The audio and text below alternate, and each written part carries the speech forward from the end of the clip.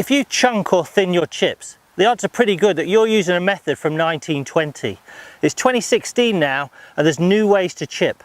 What you don't want to do in a chip shot is get your hands too far ahead as you hit it. You do not want to lead with the handle and get lean in the shaft. Those two things encourage the club to bottom out behind the ball.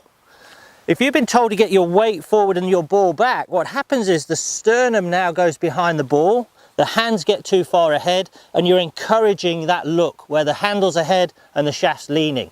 Let me show you how you do it in 2016 and how the tour players chip, so you can improve your strike, your control of the spin, your control of the trajectory, and you can get some variety in what you're doing. It starts with how you set up. So just get two clubs out your set.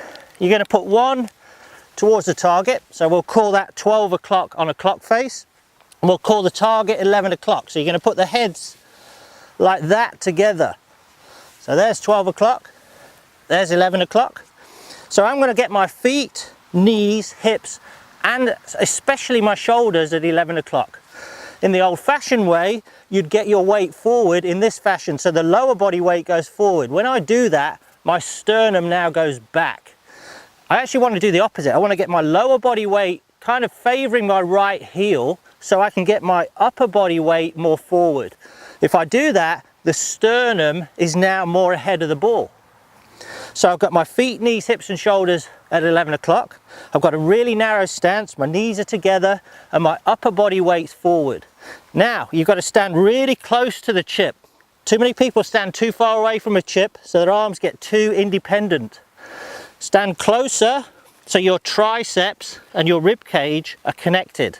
That's really important because that really gives the club no option but to go in the right direction. If your arms are out here, that club can go this way, can go that way. You've got to get it so your arms and your body are kind of working in sync.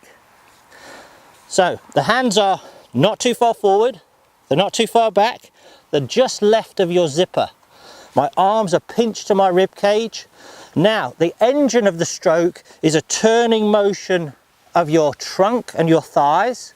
The arms hang on for the ride, and the wrists create the artistry. That's the important thing. The two killers of this shot are leaning that and leaning that. You've got to make sure that the club almost comes back to where you started from. So to do that, you've got to allow the right wrist to start to accelerate the shaft on the way down. You've got to start to let the right wrist release as you turn. You don't want to get too much angle on the way back in your wrists. If you get too much angle, it's too short a period of time to dump that angle. You've got to keep almost the feeling of the right arm of the shaft staying in line on the way back. And then on the way through, as you turn, you release the right hand through here. So you set up close to it, 11 o'clock, upper body weight forward, hands neutral, turn your trunk, release your right hand. You do that, you're going to chip like a tour player, you're going to get the club to bottom out in front of the ball rather than behind it, then you can start to create some variety.